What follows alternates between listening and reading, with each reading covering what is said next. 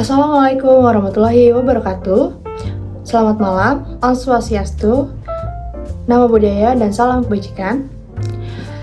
Perkenalkan, nama saya Sarah Komalwardani. NIM saya adalah 2350 3010 7 1111046. Saya berasal dari Prodi Administrasi Publik dari Fakultas Ilmu Administrasi. Nah, di sini dengan adanya video ini, di sini saya ingin berpendapat tentang adanya nih wacana amandemen UUD 1945. Nah, di sini saya ingin menyampaikan argumentasi saya dari sudut pandang pro maupun dari sudut pandang kontra, yang menurut saya dua-duanya ini sangatlah penting. Nah, pertama saya dari sudut pro, yaitu pertama adanya perubahan zaman. Mungkin dengan adanya perubahan zaman ini, bahwa UUD 1945 ini perlu disesuaikan dengan tuntutan zaman ini. Lalu dengan adanya amandemen, konstitusi dapat lebih responsif terhadap perkembangannya masyarakat dan juga teknologi saat ini. Lalu kedua yaitu bisa juga dengan penguatan hak asasi.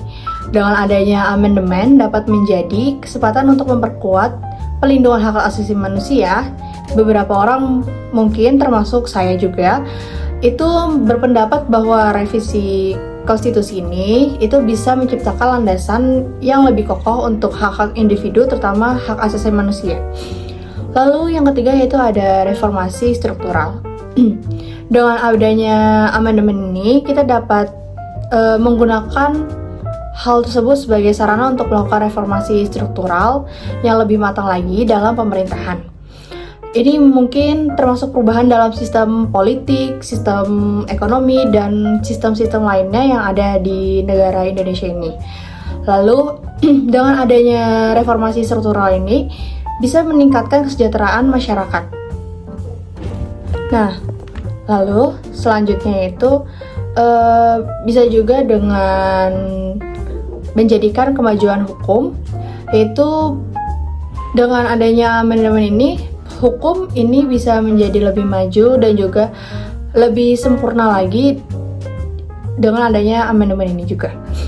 Lalu dengan adanya amandemen ini mungkin bisa juga dengan menambah kehendak rakyat supaya lebih rakyat ini bisa menyampaikan aspirasinya terhadap negara. Lalu juga di sisi lain, selain dengan adanya pro ini, ada juga dengan kontranya amandemen ini. Sebenarnya dengan amandemen ini pastinya ada wacana ini pasti ada pro dan kontranya kan. Nah, dari segi kontranya sendiri, yang pertama yaitu ada ketidakstabilannya hukum.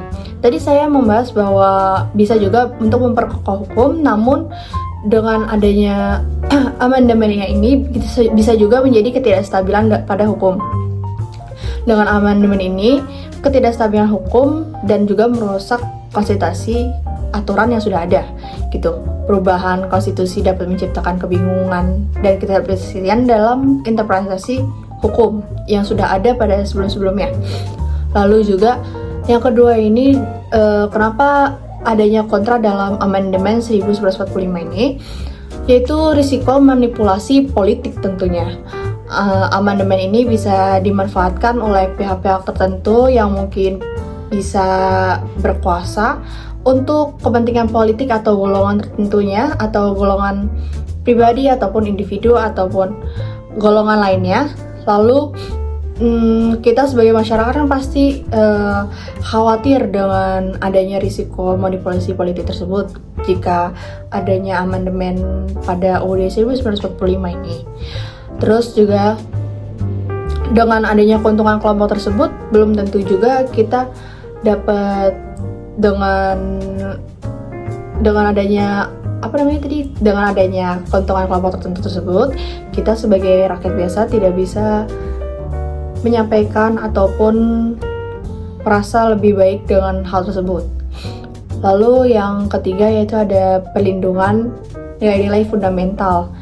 Jadi dengan adanya UUD 1000 wacana perubahan amandemen Undang-Undang Dasar 1945 ini, yang sudah menjadi landasan negara itu sudah mencerminkan yang namanya nilai-nilai fundamental yang sudah relevan dan seharusnya emang tidak bisa diubah-ubah.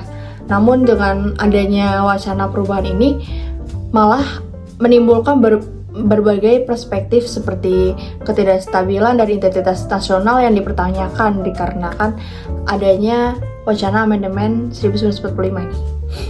Sekian dari saya, kurang lebihnya mohon maaf. Wassalamualaikum warahmatullahi wabarakatuh.